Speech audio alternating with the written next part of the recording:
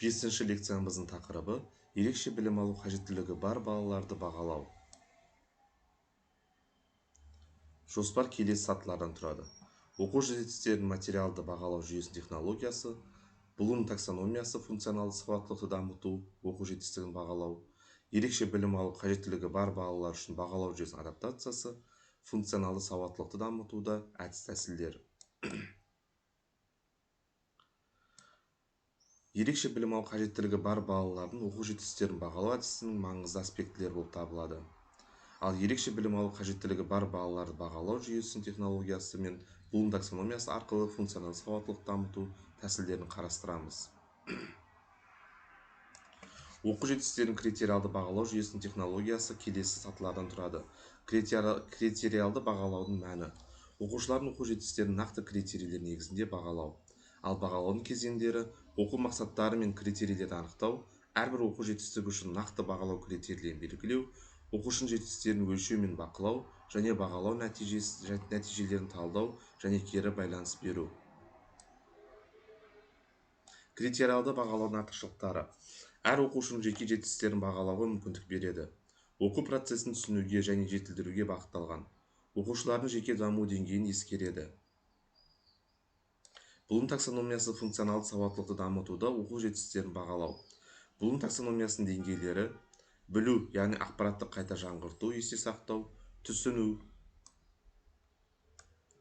мазмұнды түсініп, өз сөздерімен түсіндіру; қолдану, теорияны практикалық жағдайларда қолдану; талдау, ақпаратты бөлшектеп, оның құрылымын зерттеу; синтез, жаңа идеялар мен шешімдерді қарастыру; бағалау, өз пікірін негіздей отырып бағалау. Блум таксономиясының ерекше білім алу қажеттіліктері бар балаларға адаптациялау. Әр деңгейдегі тапсырмаларды жеңілдету, яғни қысқарту, көмек құралдар пайдалану; оқушыға қосымша уақыт беру; қолдау көрсету үшін тапсырмалар мен нұсқаулықтарды арнайы бейімдеу.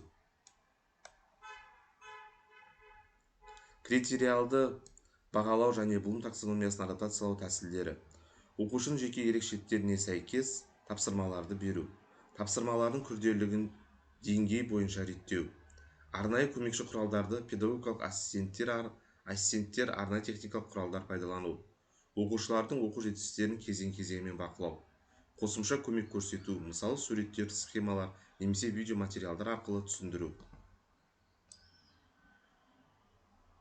Функционалдық сауаттылық дамытуда әдіс-тәсілдер: функционалдық сауаттылықты дамыту оқушылардың ақпаратты тиімді пайдалану, проблемаларды шешу, сыни ойлау және коммуникациялық дағдыларды дамыту табылады. Интерактивті әдістер: дискуссиялар, топтық жұмыстар, пікірталастар. Практикалық тапсырмалар: нақты өмірде кездесетін жағдайларды шешуге бағытталған тапсырмалар. Жобалық жұмыстар: оқушыларды зерттеу жұмыстарына тарту, өз бетімен шешімдер қабылдауға мүмкіндік беру. Дифференция: әр оқушының жеке ерекшеліктерін ескере отырып тапсырмаларды бейімдеу болып табылады. Критериалды бағалау мен Блум таксономиясын ұштастыру. Критериалды бағалау оқушылардың белгілі бір пән бойынша білімін нақты критерийлер бойынша бағалау тәсілі. Бұл жүйе оқу процесінің әрбір кезеңінде оқушының жетістіктерін нақты өлшеуге мүмкіндік береді. Блум таксономиясында 6 деңгей бар: білу, түсіну, қолдану, талдау, синтез, бағалау. Критериалды бағалау мен Блум таксономиясын ұштастыру үшін әрбір оқу тапсырмасы Блум таксономиясының деңгейлеріне сәйкес түрде ұйымдастырылуы қажет. Мысалы, әрбір критерий бойынша оқушының көрсеткен жетістіктері қандай деңгейде екенін көрсету үшін Блум деңгейлерін пайдалану тиімді болып табылады.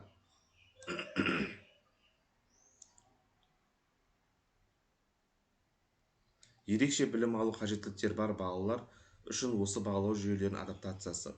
Білу және түсіну деңгейі: оқушыға көрнекі құралдар, суреттер немесе видео материалдар көрсету арқылы түсінік беруге болады. Оқушыға қосымша уақыт немесе жеке көмек көрсету де тиімді болады. Қолдану деңгейі: практикалық тапсырмаларды жеңілдетіп, оқушыға тапсырманы орындау үшін қосымша көмек көрсету. Бұл оқушылар үшін визуалды немесе қозғалыс арқылы түсіндіруге көмектеседі. Талдау және синтез деңгейі: оқушылар үшін тапсырмаларды жеңілдетіп, сұрақтарды қысқарту, бірнеше нұсқаулықтар ұсыну. Бұл оқушыларға тапсырманы орындауға қиындықтарды жеңуге көмектеседі. Бағалау деңгейі: оқушыларға жеке немесе топтық талқылау жасауға мүмкіндік беру. Олардан пікір сұрау арқылы оларды өзіндік көзқарасын көрсету мүмкіндік береді. Жалпы қорытындылайтын болсақ, ерекше білім қажеттіліктері бар балаларды бағалаудың тиімділігі үшін критериалды бағалау мен Блум таксономиясын біріктіру маңызды. Бұл әдістер функционалдық сауаттылық дамытуға, әр оқушының жеке жетістіктерін бағалау және оқу процесін жеңілдетуге ықпал етеді. Назарларыңызға рахмет.